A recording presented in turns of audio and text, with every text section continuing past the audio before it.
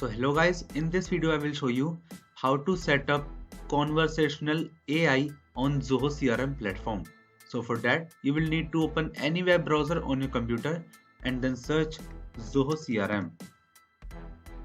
Now select this website, log into your account right here, select profile icon, select access Zoho CRM.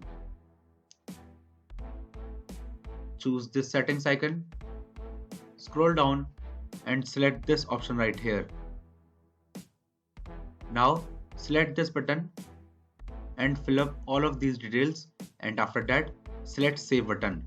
And after selecting this save button, now you guys have successfully created your conversational AI on your Zoho CRM platform.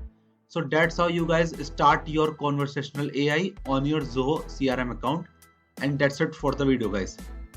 If you find this video helpful, then make sure to share it with your friends and also subscribe to our channel for more such videos. And thanks for watching.